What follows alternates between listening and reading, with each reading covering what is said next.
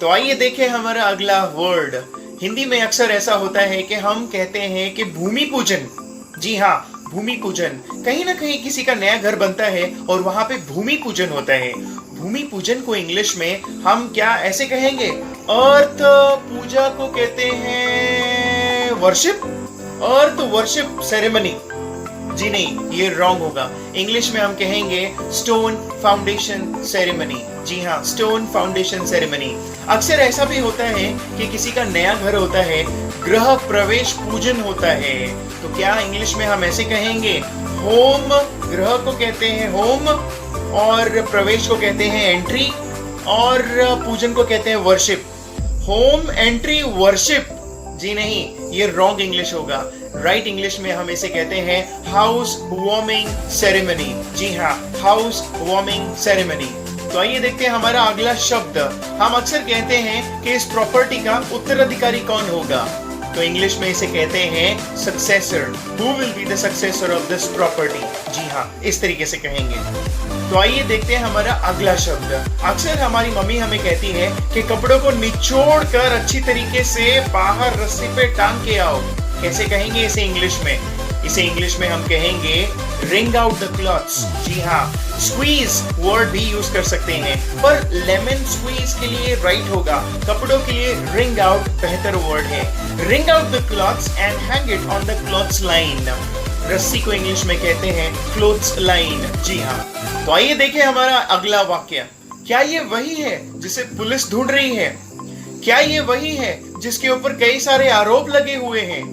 कैसे कहेंगे इसे इंग्लिश में? तो इसे इंग्लिश में हम कहेंगे Is he the one to whom the police has been searching? Is he the one who has strings of charges upon him? जी हाँ, ऐसे कहेंगे हम। तो आइए देखें हमारा हिंदी का अगला वाक्य। ज्यादा से ज्यादा, कम से कम। ज्यादा से ज्यादा और क्या होगा? कैसे कहेंगे इसे इंग्लिश में? कम से कम मेरी बात तो सुन लीजिए। कैसे कहेंगे इसे इंग्लिश में?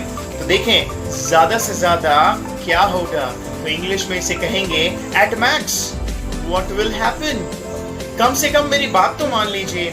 At least listen to my instruction, at least listen to my suggestion. जी हाँ, ऐसे कहेंगे। तो आइए देखें हमारा अगला वर्ड, जिसे हम कहते हैं डरा कर रोकना। जी हाँ, डरा कर रोकना। For example smoking. अब यदि आप लोगों को कहोगे कि स्मोकिंग छोड़ दो भैया, अच्छा नहीं होते, तो लोग नहीं सुनेंगे। मगर यदि आप उसे डराओगे तो शायद वो छोड़ देंगे उसे। गवर्नमेंट सोच रही है कुछ ऐसे तरीके जिसके द्वारा यंगस्टर्स स्मोकिंग को छोड़ दें। मुझे इंग्लिश में ये वाक्य बनाना हो तो मुझे वर्ड यूज करना चाहिए डेटर। जी हाँ, दो वर्ड है डेटर। उसे इंग्लिश में हम कहते हैं डेटरेंट एक्शन। मुझे यदि इंग्लिश में इसे वाक्य बनाना है, government is thinking the ways that can debtor the youngsters from smoking. Deterrent actions should be taken to avoid the youngsters from smoking। जी हाँ, ऐसे यूज करेंगे हम इसे। तो आइए देखें हमारा हिंदी का अगला वर्ड, जिसे हम कहते हैं दुम हिलाना, जिसे हम कहते हैं खुशामद करना।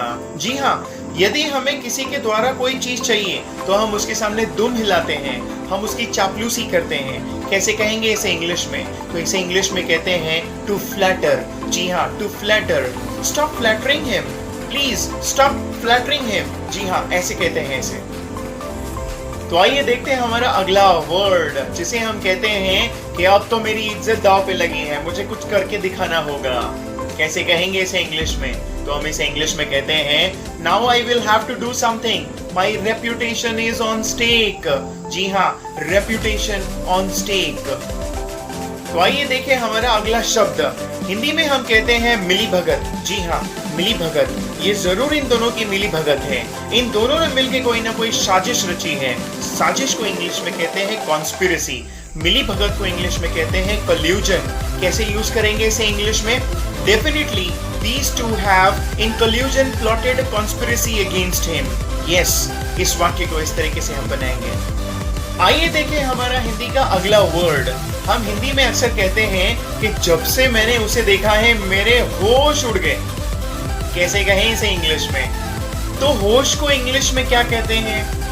सर, होश, बेहोश को तो इंग्लिश में कहते हैं अनकॉन्शियस, तो होश को इंग्लिश में कहते हैं कॉन्शियस। जी हाँ, माई कॉन्शियस फ्लाई अवे, जब से को इंग्लिश में कहते हैं when I see her my conscious fly away। जी हाँ, ऐसे बनता है। जी नहीं, ये रॉन्ग इंग्लिश है।